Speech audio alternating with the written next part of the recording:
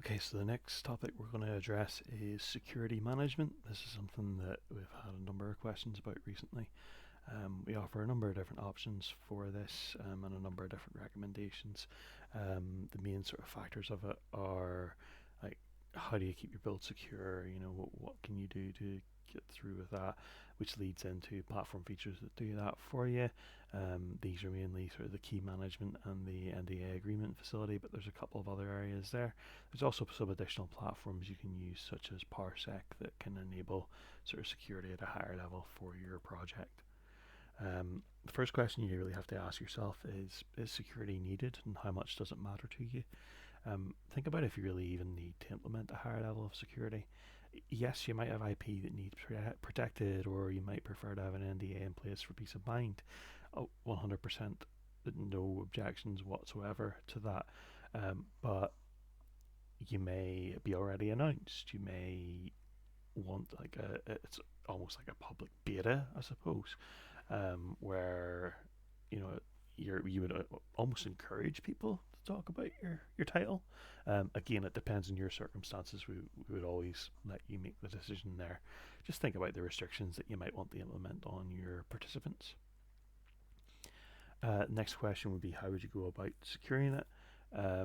We've worked with companies that have had like a massive range of different methods, sometimes as simple as a Google form that says I will not talk about this game, or basic NDA.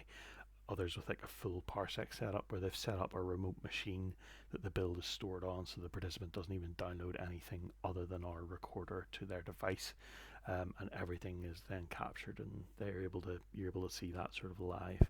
Our platform uses a number of different features like key management. So what that means is that you upload, say, Steam keys to our platform.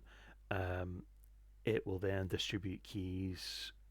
It'll only ever distribute one at a time to a player.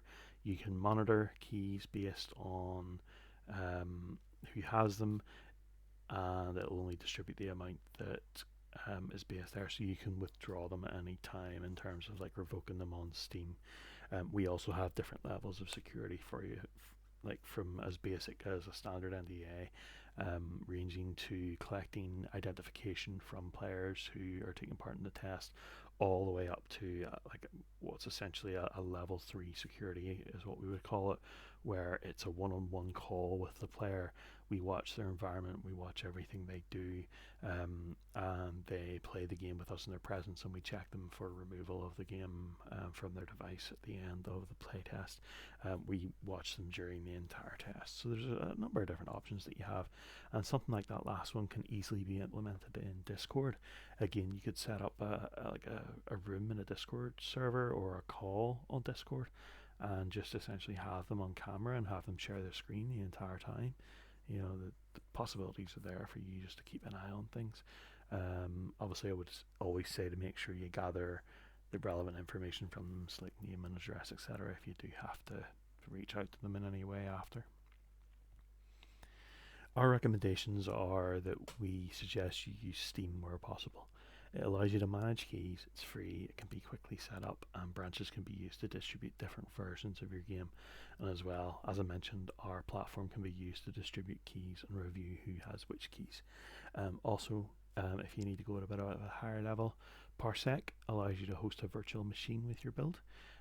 We have an article on the main website in the UX Playbook section called Using Parsec with GoTestify, written by myself.